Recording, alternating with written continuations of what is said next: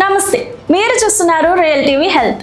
మిగిలిపోయిన ఆహారాన్ని కేవలం నిమిషాల్లోనే వేడి చేసేందుకు చాలా మంది మైక్రోవేవ్ ఓవెన్ ను ఉపయోగిస్తూ ఉంటారు. అయితే మైక్రోవేవ్ లో వేడి చేసిన ఆహారం ఆరోగ్యానికి హానికరమా? అందులోని పోషకాలు పూర్తిగా నశిస్తాయా?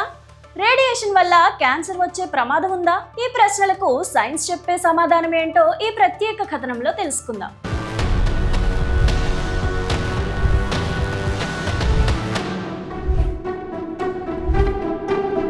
ఈ రోజుల్లో దాదాపు ప్రతి ఇంట్లో కనిపించే మైక్రోవేవ్ ఓవెన్ పై అనేక అపోహలు ప్రచారంలో ఉన్నాయి. ముఖ్యంగా మైక్రోవేవ్ రేడియేషన్ వల్ల ఆరోగ్య సమస్యలు వస్తాయని, ఆహారంలోని పోషకాలు పూర్తిగా నశిస్తాయని చాలా మంది నమ్ముతూ ఉంటారు. కానీ శాస్త్రవేత్తలు చెబుతున్నది మాత్రం వేరే. మైక్రోవేవ్ ఓవెన్ లో ఉపయోగించే రేడియేషన్ నాన్ అయనైజింగ్ రేడియేషన్. ఇది ఎలాంటి రేడియోధార్మిక కిరణం కాదు. ఆహారంలోని నీరు, కొవ్వు, చక్కెర అణువులను వేగంగా కదిలించడం ద్వారా వేడిని ఉత్పత్తి చేస్తుంది. అందువల్ల ఆహారం త్వరగా వేడెక్కుతుంది.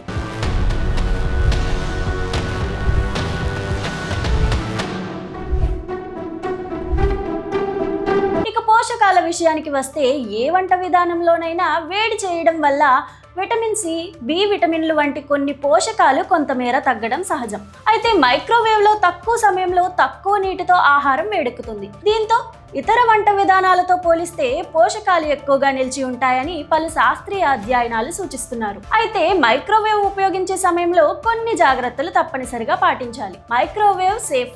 గాజు లేదా సిరామిక్ పాత్రలని ఉపయోగించాలి. సాధారణ ప్లాస్టిక్ డబ్బాలను వేడి చేయకూడదు, ఎందుకంటే వాటిలోని కొన్ని రసాయనాలు ఆహారంలో కలిసే అవకాశం ఉంటుంది. అలాగే ఆహారం అన్ని వైపులా సమానంగా వేడెక్కేలా మధ్యలో కలపడం మంచిది.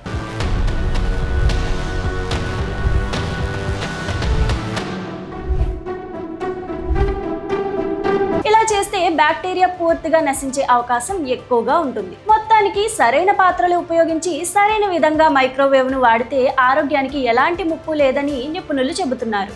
పైగా సమయం ఆదా కావడంతో పాటు ఆహారంలోని పోషకాలు కూడా ఎక్కువగా పదిలంగా ఉంటాయి. మైక్రోవేవ్ పై ఉన్న అపోహలకు బదులుగా శాస్త్రీయ నిజాలను తెలుసుకుని సరైన జాగ్రత్తలతో ఉపయోగిస్తే అది సురక్షితమైన వంట పరికరమే అని నిపుణులు చెబుతున్నారు. ఇలాంటి మరిన్ని ఆరోగ్య కథనాల కోసం చూస్తూనే ఉండండి రియల్ టీవీ హెల్త్.